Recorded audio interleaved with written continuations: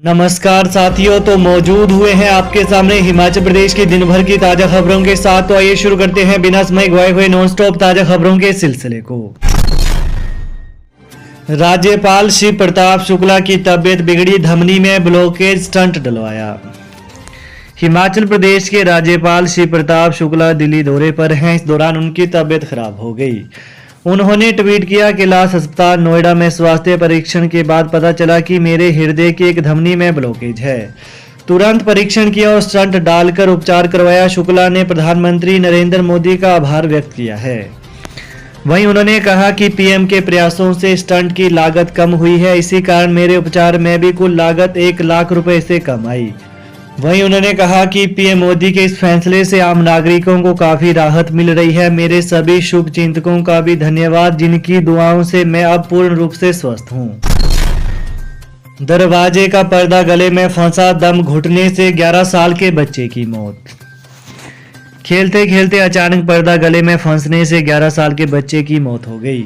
जिला चंबा की चुराहा तहसील के लेहडुई गांव में पिछले कल देर शाम को यह घटना हुई। 11 साल का लेखराज पुत्र रमेश कुमार घर के दरवाजे के पर्दे के साथ खेल रहा था। इस बीच पर्दा उसके गले में लिपट गया, इससे उसका दम घुटने लगा और वो बेहोश हो गया। काफी देर बाद परिजनों को लेखराज की आवाज सुनाई नहीं दी तो उन्होंने उसकी तलाश शुरू की। वहीं उसे बेहोश देखकर परिजन तुरंत उसे सुरगानी अस्पताल ले गए। यहां प्राथमिक उपचार के बाद उसे चंबा मेडिकल कॉलेज रेफर कर दिया गया।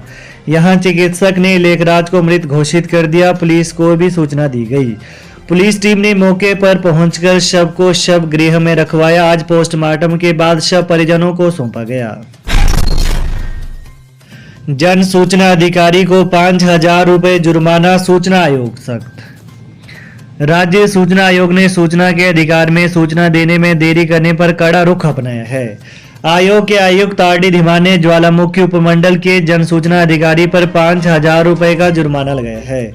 मदन लाल की अपील को स्वीकार करते हुए आयोग ने यह आदेश पारित किए। आयोग ने पाया कि जन सूचना अधिकारी ने अपीलकर्ता को वांछित सूचना 100 दिनों के बाद दी है।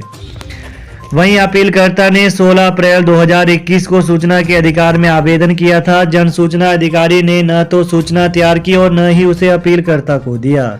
वहीं समय पर सूचना न देने पर जन सूचना अधिकारी के खिलाफ अपील दायर की गई।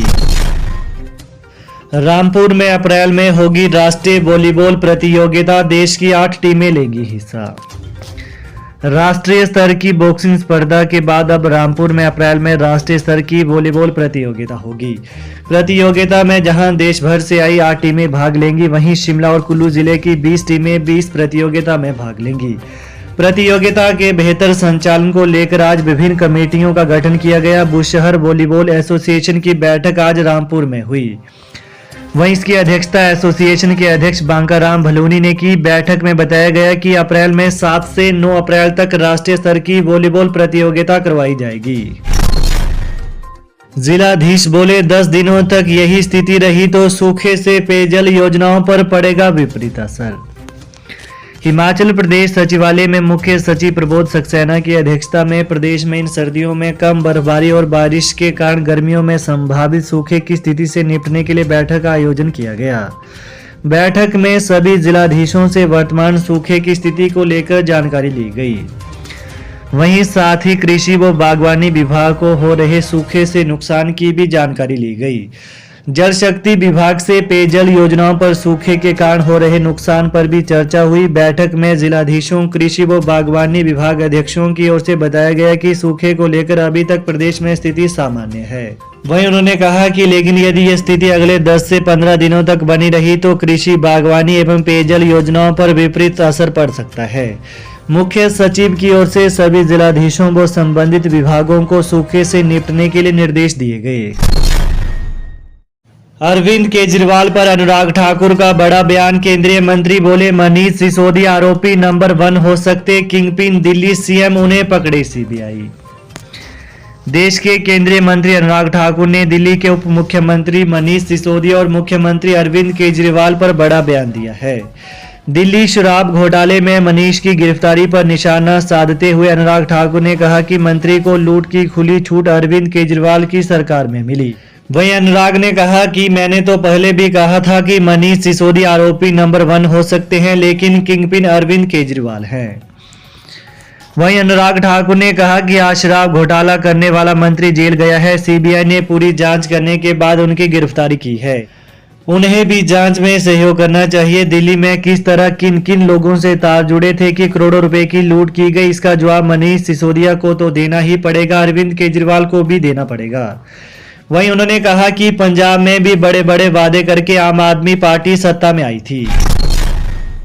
हिमाचल में 43 केंद्रों पर होगा उत्तर पुस्तिकाओं का मूल्यांकन। हिमाचल प्रदेश स्कूल शिक्षा बोर्ड टर्म 2 की परीक्षाओं की उत्तर पुस्तिकाओं का 43 विभिन्न केंद्रों पर मूल्यांकन करवाया जाएगा। बोर्ड ने यह केंद्र 10वीं और 12वीं कक्षा की नियमित और एसओएस की परीक्षाओं की उत्तर पुस्तिकाओं के मूल्यांकन के लिए बनाए हैं।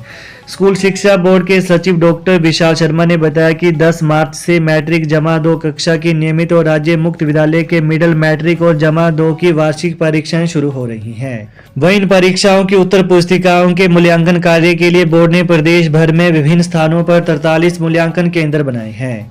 उन्होंने बताया कि इन मूल्यांकन केंद्रों की सूची बोर्ड वेबसाइट और स्कूल यूजर आईडी पर उपलब्ध है। प्रतिभा सिंह बोली, दल बदल सहित पुलिस चुनाव सुधार के लिए बनाएंगे कड़े कानून। हिमाचल प्रदेश कांग्रेस अध्यक्ष सांसद प्रतिभा सिंह ने कहा कि दल बदल, पुलिस सुधार और चुनाव सुधार के लिए हिमाचल में कड़े कानून बनाए जाएंगे। छत्तीसगढ़ के रायपुर में आयोजित अखिल भारतीय कांग्रेस कमेटी का 50वां महाधिवेशन सफल रहा है। इसमें राज्यों के कांग्रेस संगठनों के बारे जो भी दिशा निर्देश वो प्रस्तावित पारित किए गए हैं उन्हें प्रदेश में गंभीरता से लागू किया जाएगा। वहीं प्रतिभा ने बताया कि राजनीतिक मामलों के पारित संकल्पों में भारत के गौरवशाली लोकतांत्रिक विरासत को नवीनीकृत करने के लिए अभिव्यक्ति की स्वतंत्रता के साथ डाटा संरक्षण, नफरत की राजनीति को दूर करने, घृणा अपराध रोकना और उन्हें दंडित करने के लिए कड़ा कानून बनाने जैसे कई अन्य महत्वपूर्ण संकल्प पारित किए गए।